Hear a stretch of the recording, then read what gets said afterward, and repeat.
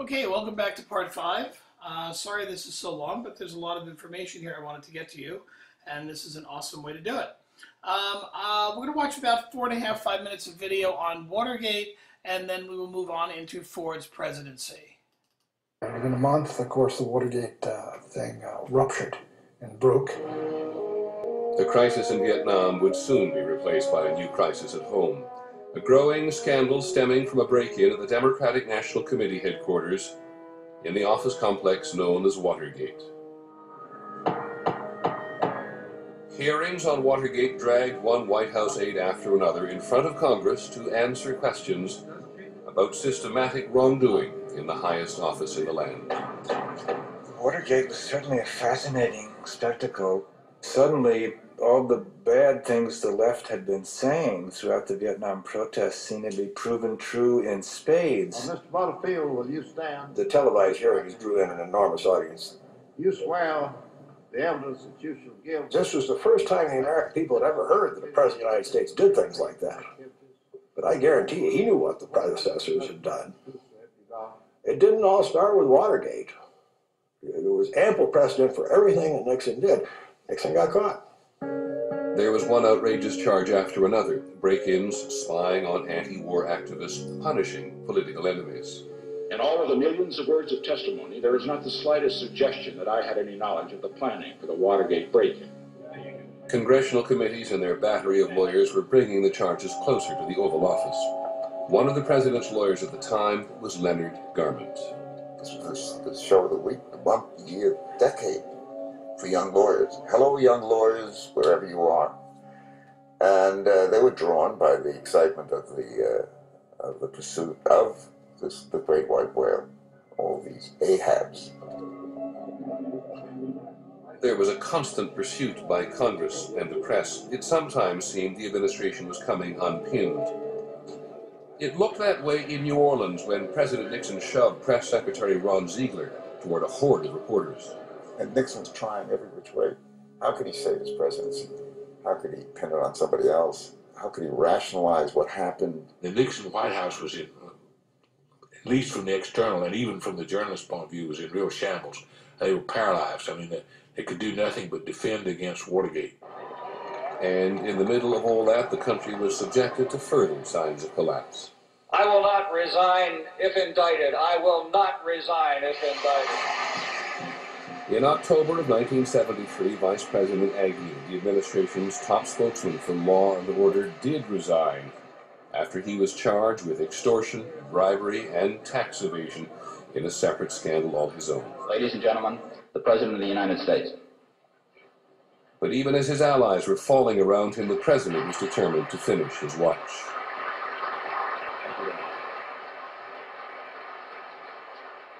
I welcome this kind of examination because people have got to know whether or not their president is a crook. Well, I'm not a crook. I've earned everything I've got. Imagine a president of the United States in a news conference on national television saying, "I'm not a crook." You never even before that ever conceived that a president might be a crook. It just all began to mount up, and ultimately it was a collapse. Good evening. This is the 37th time I have spoken to you from this office, where so many decisions... Finally, it was all too overwhelming, even for the toughest of battle-scarred politicians. Each time. I shall resign the presidency effective at noon tomorrow. You could never take the presidency quite as seriously again. It maybe was purgative. It kind of ended that particular unhappy decade to have Nixon resign and the rather blank but benign figure of Jerry Ford take over.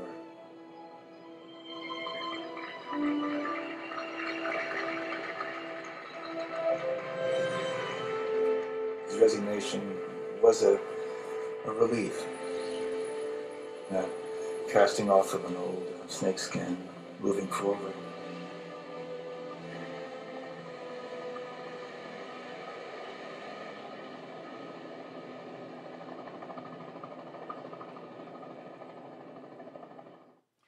And And so Richard Nixon becomes the first president in American history to resign while in office and resign in disgrace. The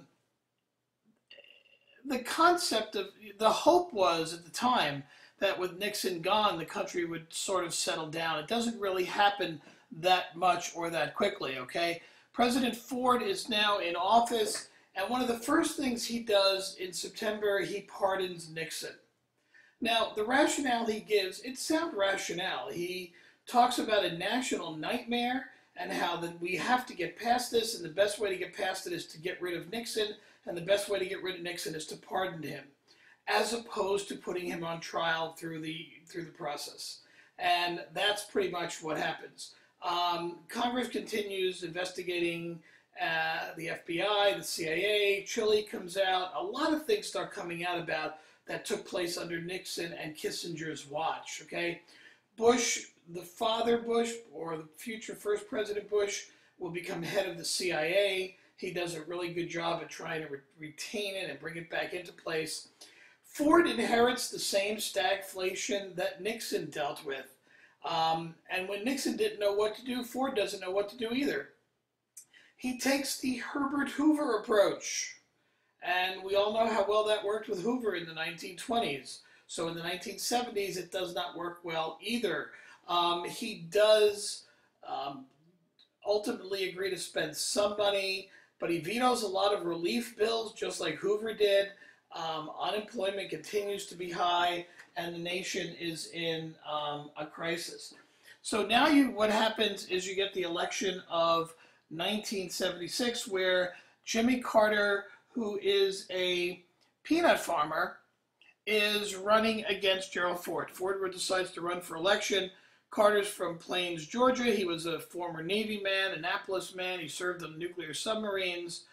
And just like the country had elected Nixon in '68, tired of the Democrats and the politics of the war, it's argued that Carter comes into office because the country was tired of the politics of the Republicans at this point. We're very good at that, or at least we used to be very good at, we don't like this group because they did a bunch of things, we throw them out, and we bring the next group in and see what happens, all right? Let's take a look at the map 270 to win for the 1976 election. Okay, so looking at the map, you can see this is a bit of a divided country at this point. It's not like the solid red of 1972. So Carter does take it, he gets it, but it's not a landslide. It's 297 electoral votes to 240. Popular vote, 40.8 million over 39.1 million. So it's still a close election. But Carter is brought into office, and we start to see a change in office. Carter's a very different style president. Okay, let's look at his foreign policy first. Carter is the first president to push the concept of human rights. We've talked about it. America supposedly, with our Constitution, is champion of freedom and liberty and all that stuff, but we never really had a president pushing the idea of human rights. It does happen with Carter. He goes to the UN and he basically makes an argument that all humans have a right to live and live well in that process, okay? He also cuts off trade with Argentina and Chile, again, countries that were problems under Nixon. South Africa has problems, Rhodesia has problems. Go look it up on an old map and see where Rhodesia was. South Africa, you've got apartheid taking place in there. He signs a treaty with Panama in agreeing to return the canal to the Panamanians in the year 2000, and we had a ceremony for that 11 years ago, or 12 years ago, so that worked. Perhaps one of his biggest foreign policy initiatives was what today are called the Camp David Accords. He brought in Anwar Sadat, who is the president of Egypt, and Menachem Begin, who is the prime minister of Israel. And these two guys signed the first ever Arab-Israeli peace agreement. And the big sticking point is every Arab country has always said they do not recognize Israel has a right to exist as a nation, and Egypt becomes the first to do that. So Egypt recognizes Israel's rights to exist, and you get the Sinai Peninsula, which Israel had taken from Egypt in the 73 war, is returned to them. Borders are opened up between the two countries. Trade is initiated between the two countries. And as a result of this, that's where we are today.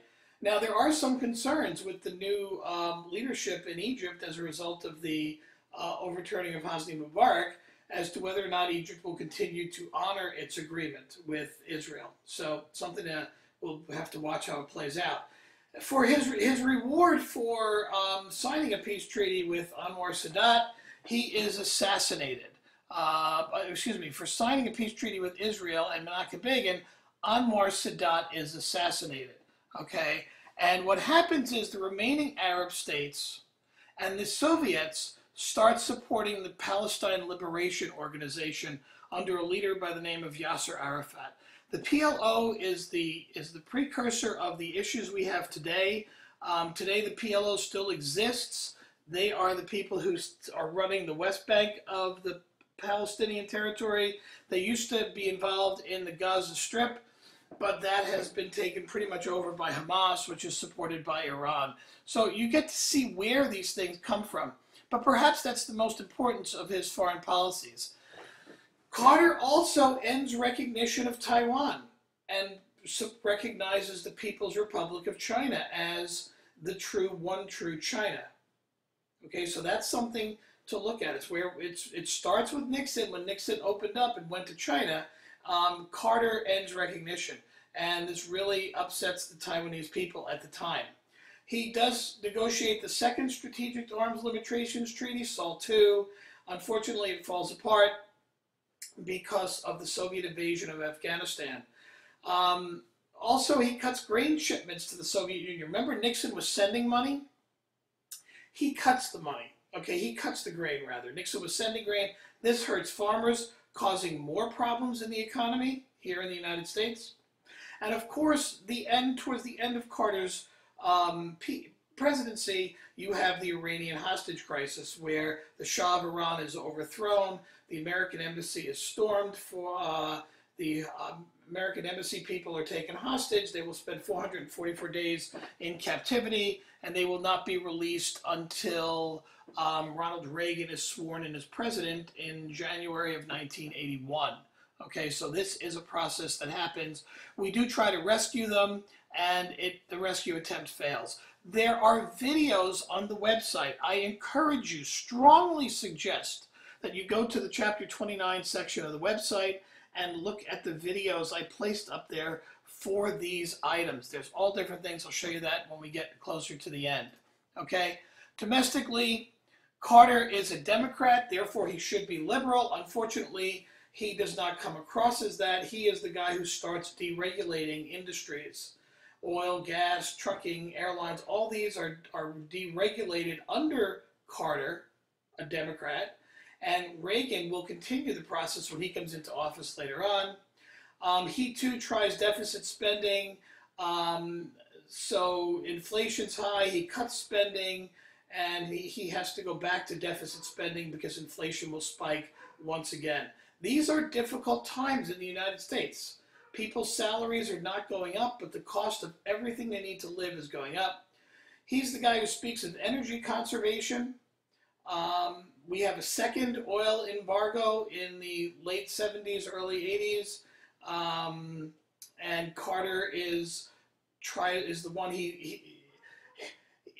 I remember him going on TV wearing a Mr. Rogers style cardigan sweater, and he would be the guy who would be saying, you need to turn your thermostats down. He said he turned the thermostat in the White House down to 68 degrees to help save energy. And again, all of this is, Carter's trying to look at the realities. We're importing a lot more oil, and it's coming from OPEC, who are our enemies.